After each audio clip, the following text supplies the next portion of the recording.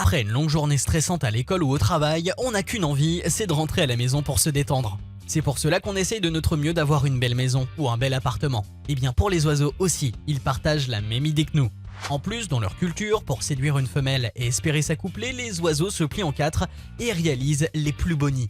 Belle technique de séduction. Ces petits architectes peuvent parfois nous surprendre par leurs nids magnifiques. Et c'est dans cette vidéo qu'on montrera les nids les plus incroyables. Bien sûr, n'oubliez pas de vous abonner à la boîte magique, sinon vous aurez une visite de Slenderman.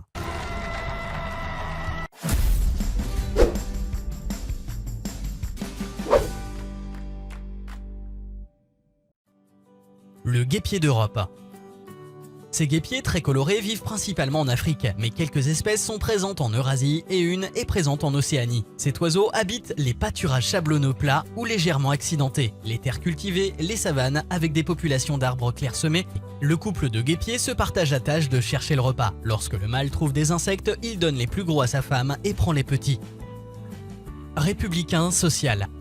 Cette petite espèce des zones arides du sud de l'Afrique est remarquable par ses nids. Collectifs et habités à l'aîné, ils sont énormes et peuvent être construits par des centaines d'individus. Ces oiseaux construisent des nids collectifs qui peuvent atteindre une taille énorme et servir à des générations successives, d'où le nom social. Ces nids comptent parmi les plus grandes structures construites par des oiseaux et sont utilisés toute l'année. Ils sont très bien structurés et maintiennent une température plus supportable que celle de l'extérieur. La nuit, les chambres centrales où les oiseaux dorment maintiennent la chaleur. Les chambres en périphérie du nid sont utilisées de jour et permettent aux oiseaux de rester à l'ombre. Cette immense botte de paille peut atteindre jusqu'à 4 mètres de haut pour 7 mètres de long. Ça peut même parfois peser plusieurs tonnes et casser son support, un arbre ou un poteau. Ces nids sociaux peuvent accueillir jusqu'à 500 oiseaux et sont aussi habités par plusieurs autres espèces d'oiseaux.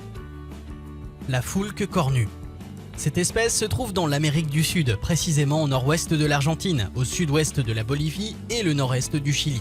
Les parents foulques construisent un nid avec des algues et des branchages à proximité du bord des rivières ou sur les rebords des bateaux. Tandis que la femelle couvre ses œufs, le mâle continue inlassablement de consolider le nid, qui est très souvent flottant. Il en construit même parfois un de rechange si nécessaire.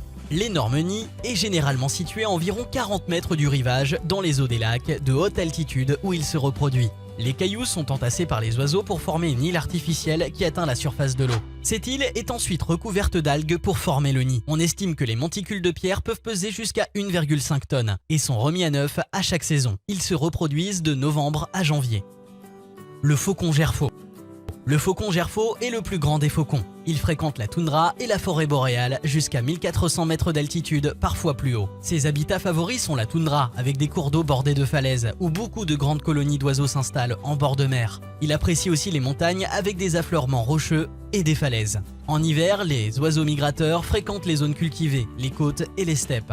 On le trouve dans les zones arctiques d'Eurasie et d'Amérique du Nord, au Groenland et en Islande. Le faucon gerfaut nidifie en solitaire. Le nid est une dépression sur une corniche rocheuse, parfois un nid abandonné par une autre espèce.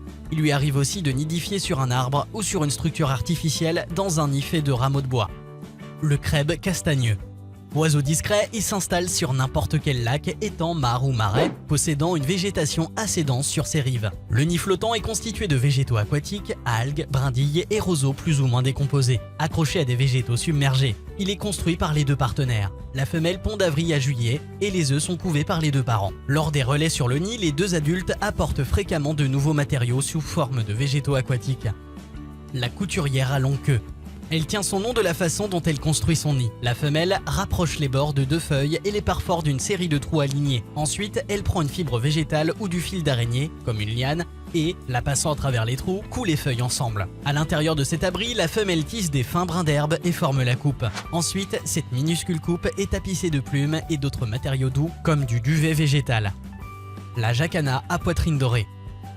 Cet oiseau aime l'eau douce avec de la végétation flottante où il peut se déplacer facilement grâce à ses longs doigts. La femelle est nettement plus grande que le mâle dans cette espèce et le système de reproduction est inversé. Avant d'attirer une femelle, le mâle construit un nid sur la végétation constituée d'algues pourries ou directement sur une grande feuille de nénuphar. Le mâle se sert aussi des feuilles de grandes fougères exotiques pour y construire son nid afin d'éviter sa destruction.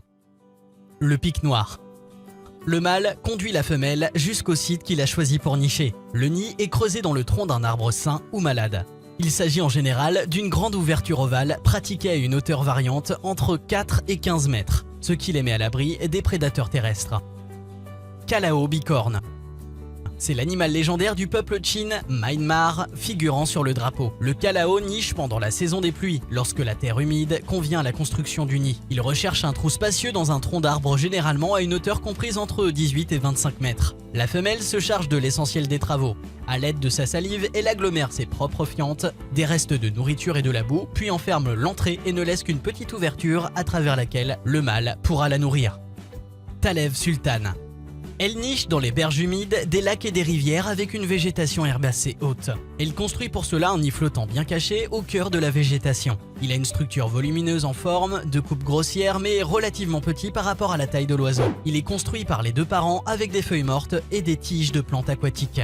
On peut dire que ces petites créatures sont de vrais architectes. En plus, chaque espèce a son propre nid qui lui correspond et surtout qui protège ses petits. Alors lequel vous a impressionné le plus? Dites-le nous en commentaire en bas de la vidéo et on vous dit à bientôt.